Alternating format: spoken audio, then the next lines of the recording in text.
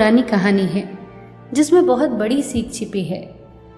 एक आदमी कई देशों की यात्रा करके अपने दोस्त के घर लौटा। रात उन्हीं के यहाँ ठहरा। उसने अपने दोस्त को बताया कि यात्रा के दौरान एक अनोखी चीज उसके हाथ लगी है, एक ताबीज। ये एक ऐसा चमत्कारी ताबीज है कि किसी की भी 3 इच्छाएं पूरी कर सकता है। उसने आगे कहा, मैंने सोचा था कि ये तुम्हें दूंगा, पर अब मैं डरता हूं कि दूं या ना दूं। मेरी भी 3 इच्छाएं इस ताबीज ने पूरी की हैं, मगर परिणाम बहुत भयंकर थे। और जिन जिन को भी मैंने ये ताबीज दिया उनकी इच्छाएं तो पूरी हुई, पर बहुत खतरनाक तरीके से। ये सब बातें दोस्त की पत्नी सुन रही थी। तुरंत उसने अपने पति से ताबीज मांगने को कहा। पति के मन में भी 3 इच्छाएं पूरी करवाने का लालच तो था, पर साथ ही साथ डर भी था। पर पत्नी तो अड़ गई और बोली, उन्होंने जरूर गलत तरीके से मांगा होगा, इसीलिए सबको पीड़ा हुई। हम बिल्कुल ठीक तरीके से मांगेंगे।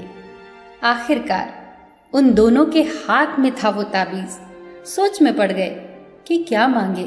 पत्नी ने कहा, 1 लाख रुपए मांग लो।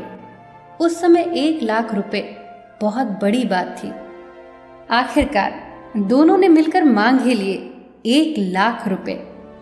ताबीज अचानक झटककर हाथ से गिर गया, मतलब मांग पूरी हो गई। कुछ देर बाद ही दरवाजे पर दस्तक हुई। राजा के सैनिक दरवाजे पर थे। उन्होंने ये सूचना दी कि उनका जो लड़का सेना में भर्ती था वो मारा गया और मुआवजे के तौर पर राजा ने 1 लाख रुपए भिजवाए हैं। दोनों सिर पीट कर रोने लगे, पर अब कुछ नहीं हो सकता था। दोस्त ने तो पहले ही कहा था कि इच्छाएं तो पूरी होंगी, लेकिन भयंकर तरीके से। पत्नी ने रोते हुए पति से कहा कि दूसरी इच्छा मांग लो, हमारा बेटा जिंदा हो जाए। दोनों ने फिर से वो ताबीज उठाया और मांगा कि बेटा वापस जीवित हो जाए। ताबीज फिर से झटककर जमीन पर गिर गया, मतलब इच्छा पूरी हो गई। कुछ देर बाद दरवाजे पर फिर से दस्तक हुई। उन्होंने दरवाजा खोला तो वहां कोई नहीं था, पर एक आवाज आई, माँ मैं आ गया। ये तो उनके बेटे की आवाज थी, पर वहां तो कोई नहीं था। बस एक साया महसूस हो रहा था, जिसकी आवाज हूबहू उनके लड़के के जैसी थी। वो कोई और नहीं, उनके लड़के का प्रेत था। क्योंकि उसके शरीर का दाह संस्कार किया जा चुका था, इसीलिए वो अपना शरीर धारण नहीं कर सका और प्रेत योनि में चला गया। ये तो और भी भयंकर परिस्थिति थी। चाहे कितना भी प्रिय हो कोई, उनकी मुक्ति सब चाहते हैं। कोई नहीं चाहता कि कोई प्रेत योनि में भटके। अब दोनों को कुछ समझ नहीं आया कि क्या मांगे अब ताबीज से। बस वो जोर जोर से चिल्लाए कि हमारे बेटे को इस प्रेत योनि से मुक्त कर दो।